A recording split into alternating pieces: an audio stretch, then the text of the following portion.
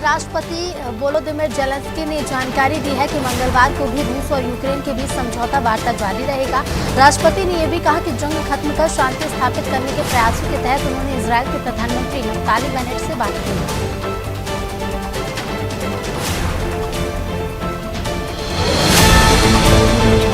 Ukraine के राष्ट्रपति Volodymyr Zelensky बुधवार को अमेरिकी संसद को वर्चुअली संबोधित करेंगे। इससे पहले भी उन्होंने अमेरिका के सांसदों से मदद के साथ ही रूस के खिलाफ खड़े होने की गुहार लगाई थी। जानकारी के अनुसार यूक्रेन के डोनबास में जंग जारी है।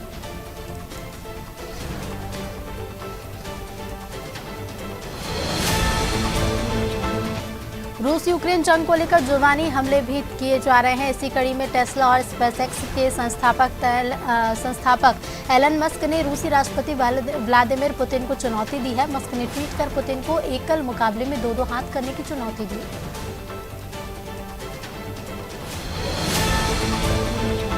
आईसीजे ने सोमवार को कहा कि वो रूस के खिलाफ यूक्रेन द्वारा लाए गए मामले पर फैसला 16 मार्च को सुनाएगा। इससे पहले 7 मार्च को हुई सुनवाई का रूस ने बहिष्कार किया था। यूक्रेन ने अंतर्राष्ट्रीय अदालत से कहा है कि वो रूस को अपना सैन्य अभियान बंद करने का आदेश दें।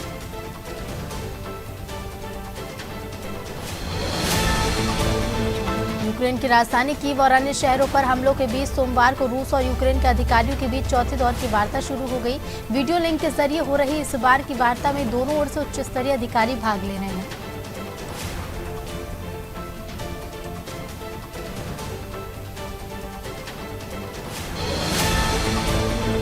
अमेरिका के राष्ट्रपति जो बाइडेन ने यूक्रेन को साथ देने का भरोसा दिया है। राष्ट्रपति बाइडेन ने कहा कि रूस के खिलाफ यूक्रेन को हथियार उपलब्ध कराएंगे, यूक्रेन के शरणार्थियों को अमेरिका में अनुमति देंगे और वहां पैसा, भोजन और अन्य मानवीय सहायता भेजेंगे।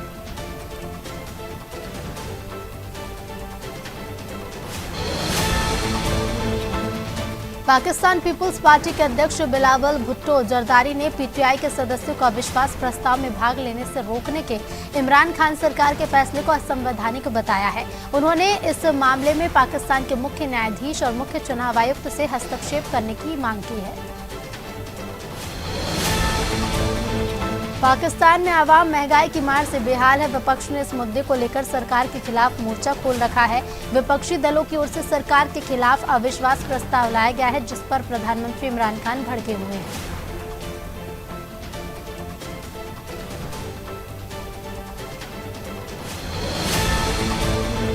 अमेरिकी मीडिया ने दावा किया है कि रूस ने चीन से यूक्रेन के आक्रमण में इस्तेमाल करने के लिए सैन्य उपकरणों का सहयोग मांगा है।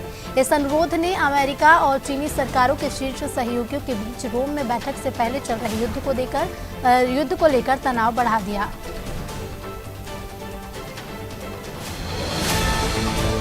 चीन में ओमिक्रॉन का संक्रमण फिर से बढ़ गया है और उसने सावधानी बरतते हुए पूर्वोत्तर प्रांत से बाहर जाने पर प्रतिबंध लगा दिया है। दूसरी ओर अमेरिका के पूर्व राष्ट्रपति बराक ओबामा को भी कोरोना का संक्रमण हो गया है। प्रधानमंत्री नरेंद्र मोदी ने जल्द ही उनके स्वास्थ्य लाभ की कामना की। चीन का कहना है कि भारत की ओर से पाकिस्तान के पंजाब प्रांत में गलती से दागी गई मिसाइल मामले में भारत और पाकिस्तान को जल्द से जल्द बात करनी चाहिए। साथ ही इस वाकये की गहन जांच होनी चाहिए।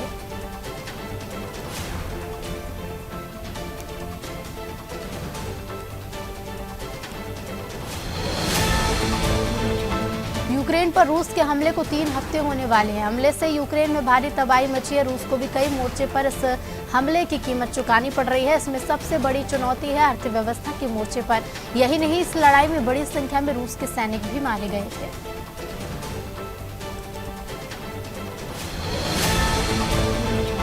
यूक्रेन में युद्ध की रिपोर्टिंग कर रहे एक अमेरिकी पत्रकार ब्रेंट रेनार्ड की रूसी सेना के हमले में मौत हो गई।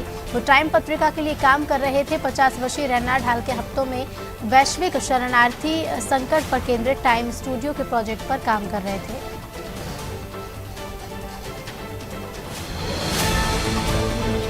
यूक्रेन के जवान तमाम मोर्चों पर रूसी बलों को कड़ी टक्कर दे रहे हैं। रिपोर्ट में कहा गया है कि रूसी बलों ने कीव के उत्तर पश्चिम उपनगरों पर रात भर गोलीबारी की। यही नहीं, कीव के पूर्वी हिस्सों को भी मिसाइलों और तोप के गोलों से निशाना बनाया गया।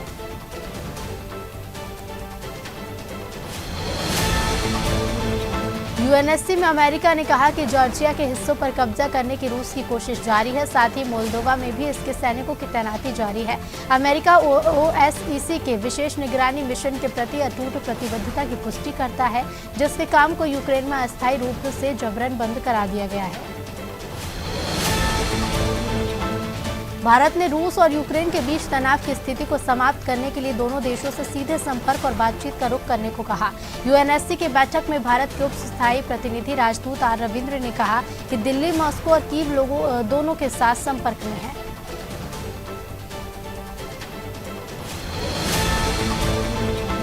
अफगान महिलाओं पर एक और बंदिश थोपते हुए तालिबान ने हेरात विश्वविद्यालय की छात्राओं को मेकअप नहीं करने और छोटे कपड़े नहीं पहनने के लिए कहा है।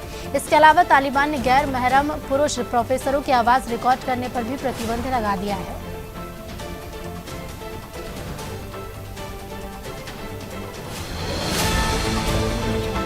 रूस यूक्रेन के बीच जंग का आज 20वां दिन और लंबी खिंचती जंग के बीच रूस के सैन्य उपकरण और गोला बारूद तेजी से खत्म हो रहे हैं। पूर्व अमेरिकी सैन्य अधिकारी ने दावा किया है कि रूस के पास सिर्फ 10 दिन का ही गोला बारूद बचा हुआ है।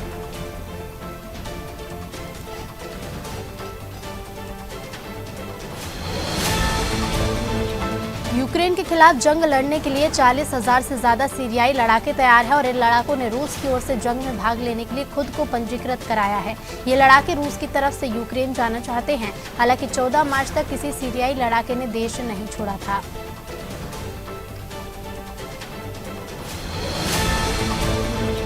नासा के प्रवक्ता डैन ने कहा कि नासा अंतर्राष्ट्रीय अंतरिक्ष स्टेशन के सुरक्षित संचालन के लिए स्टेट स्पेस कॉरपोरेशन, रोस्कोसमोस सहित सभी अंतर्राष्ट्रीय भागीदारों के साथ काम करना जारी रखे हैं। अंतरिक्ष की कक्षा में चल रहे और ग्राउंड स्टेशन के संचालन के लिए एजेंसी के समर्थन में कोई बदलाव की योजना नहीं है।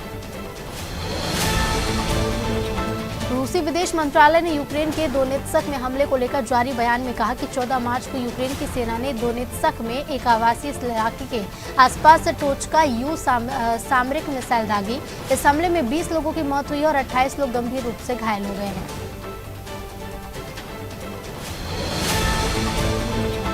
अमेरिकी राष्ट्रपति जो बाइडेन ने ट्वीट कर रूस के खिलाफ युद्ध में यूक्रेन के हथियार उपलब्ध कराने की घोषणा की। साथ ही अमेरिका में यूक्रेन के शरणार्थियों को अनुमति देने और वहां पैसा, भोजन, अन्य मानवीय सहायता भेजने की घोषणा की है।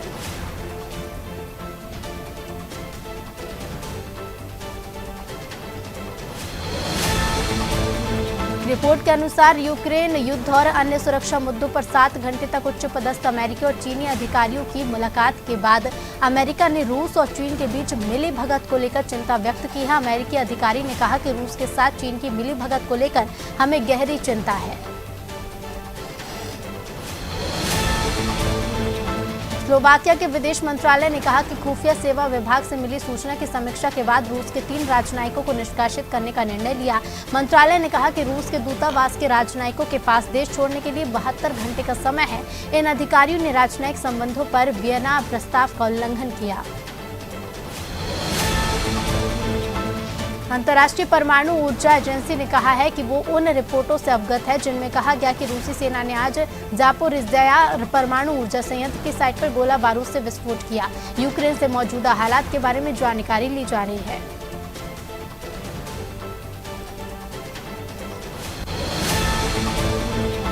अलीराजपुर के भालपुर भगोरिया हाट मामले में गिरफ्तार आरोपियों का पुलिस ने जुलूस निकाला। इस दौरान आरोपियों ने लोगों के सामने कहा कि अब कभी भगोरिया देखने नहीं आएंगे। बता दें कि भगोरिया हाट में युवतियों से अश्लील हरकत करने वाले मंचलों को पुलिस ने घटना के 48 घंटे बाद गिरफ्तार किया और जुलूस निकाला गया।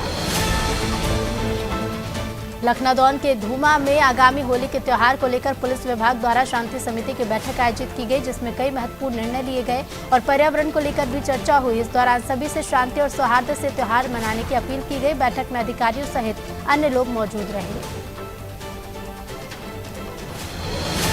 मेहगांव में एसडीएम कार्यालय में आगामी त्योहारों को लेकर विभिन्न वर्गों की बैठक आयोजित की गई। इस दौरान एसडीएम ने त्योहारों को शांतिपूर्ण तरीके से मनाने की अपील की। बैठक में प्रशासनिक अधिकारी, जनप्रतिनिधियों सहित गणमान्य नागरिक उपस्थित रहे। शुजालपुर में अनुविभागीय अधिकारी, एसडीएम और पुलिस प्रशासन की मौजूदगी में शांति समिति की बैठक हुई। इस दौरान सभी से शांतिपूर्वक त्योहार मनाने की अपील की गई। एसडीएम ने पुलिस प्रशासन को चौकन्ना रहने की हिदायत दी है।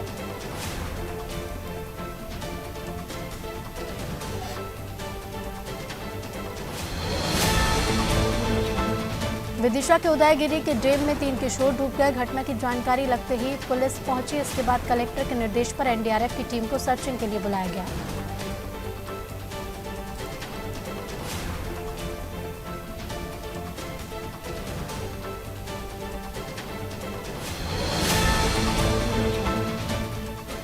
नसरुल्लागंज पुलिस ने गांजा तस्कर को धर दबोचा और आरोपियों से करीब 34,000 रुपए का 3 किलो 600 ग्राम गांजा और 35,000 की बाइक जब्त की है। पुलिस को मुखबिर से सूचना मिली थी, जिसके बाद कार्रवाई को अंजाम दिया गया।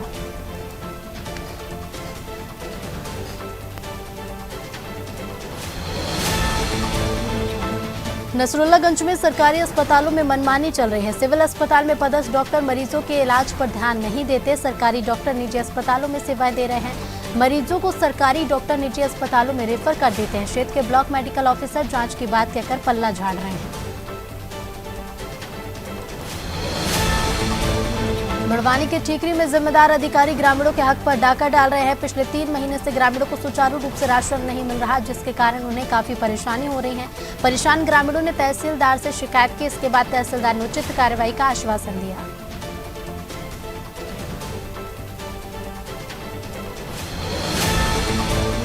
हिजाब मामले में बेंगलुरु हाई कोर्ट ने बड़ा फैसला दिया है। कोर्ट ने हिजाब को इस्लाम का अनिवार्य हिस्सा नहीं माना। कोर्ट का कहना है कि हिजाब इस्लाम में अनिवार्य नहीं है। इसके साथ ही कोर्ट ने छात्राओं सहित सभी की याचिकाएं खारिज कर दी हैं।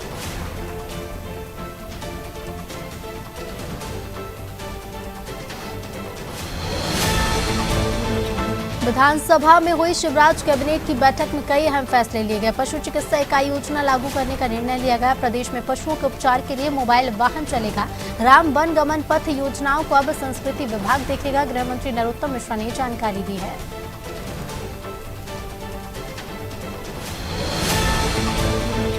सोमवार को केंद्र सरकार ने खुदरा महंगाई दर के आंकड़े जारी किए। इसके मुताबिक फरवरी में खुदरा महंगाई दर 6.7 तक पहुंच गया है, जो कि जनवरी में 6.01 था।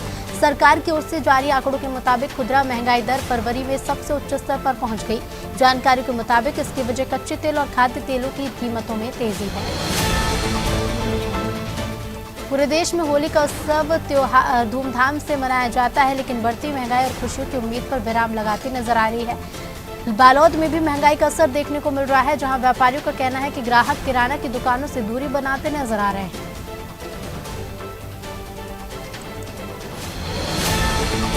बालोद में वाहन चेकिंग के दौरान पुलिस ने एक कार में अवैध रूप से ले जा रहे 40 किलोग्राम गांजे को जब्त किया। वहीं कार सवार तीनों आरोपी फरार हो गए। पुलिस ने कार और गांजे को जब्त कर लिया है। जब्त गांजे की अनुमानित कीमत करीब 8 लाख रुपए आंकी गई है।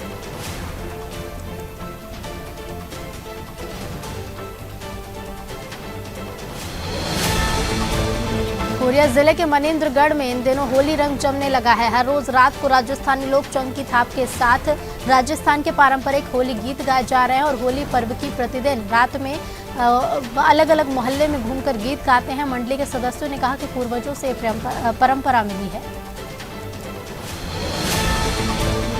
राजनांदगांव जिले में लगातार अवैध शराब की बिक्री और परिवहन पर पुलिस कार्रवाई कर रही है। इसी क्रम में डोंगरगढ़ थाना अंतर्गत मोहारा पुलिस ने अवैध शराब के विरुद्ध बड़ी कार्रवाई की।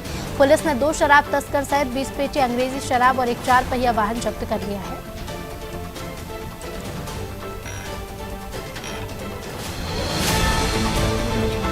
अंबिका पुलिस टीम ने करीब 9 महीने बाद अंधे कत्ल की गुत्थी को सुलझा लिया। हत्या के आरोप में पुलिस ने मृतक की पत्नी और उसके प्रेमी को गिरफ्तार किया। पुलिस के मुताबिक आरोपियों ने पहले रॉड से हमला कर राजेश जायसवाल को मौत के घाट उतारा और फिर शव के कई टुकड़े कर नाले में फेंक दिया।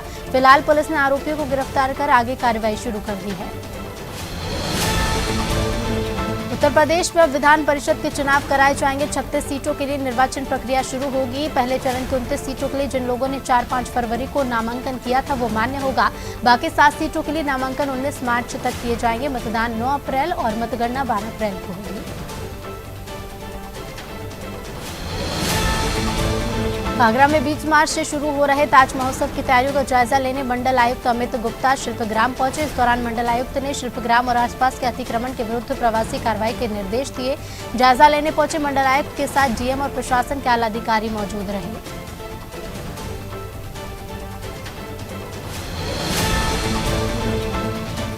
एटा में कानून व्यवस्था को सुदृढ़ बनाने के लिए एटा और हाथरस की सीमा पर नई पुलिस चौकी बनाई गई, जिसका उद्घाटन एसएसपी उदय शंकर सिंह ने किया। इस दौरान चौकी प्रभारी रेणुका चौधरी ने कहा कि वो क्षेत्र के लोगों की सुरक्षा को लेकर संकल्पित है, तो वहीं अपर पुलिस अधीक्षक ने कहा कि लोगों की सुरक्षा हमारा प्रथम दायित्व है।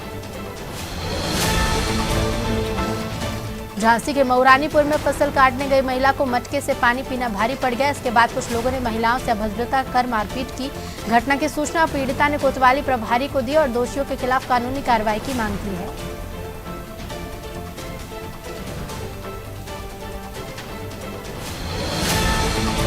लखीमपुर खीरी के इंडो नेपाल सीमा पर तैनात 39वीं वाहिनी एसएसबी के गदनिया स्थित मुख्यालय पर दीक्षांत समारोह का आयोजन किया गया। एसएसबी मुख्यालय पर 44 सप्ताह से प्रशिक्षण कर रहे 281 नवारक्षी ने भाग लिया। इस मौके पर एसएसपी के उप महानिरीक्षक डीएन भौबे और उनकी पत्नी योगिता पहुंचे, जहां उनका एसएसबी कमांडेंट ने पुष्पगुच्छ देकर स्वागत किया। मुजफ्फरनगर के सदर बाजार स्थित पवार नर्सिंग होम में नवजात के परिजनों ने डॉक्टर पर बच्चा बदलने का आरोप लगाया है। परिजनों का कहना है कि डॉक्टर ने उनके लड़के के स्थान पर लड़की दी है।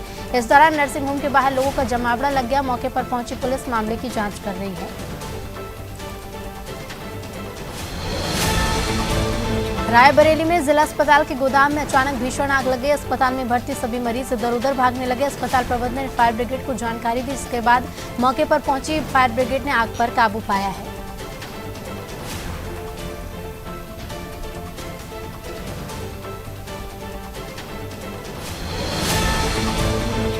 योगी आदित्यनाथ मंत्रिमंडल का स्वरूप तय करने में जुट गए हैं। योगी ऐसा मंत्रिमंडल बनाना चाहते हैं जिसमें सभी पक्षों की भागीदारी हो, क्षेत्रीय और जातीय संतुलन भी बना रहे। योगी आदित्यनाथ दिल्ली में शीर्ष नेताओं से चर्चा कर लौटे हैं और अब जल्द ही मंत्रिमंडल के चेहरे तय कर सकते हैं।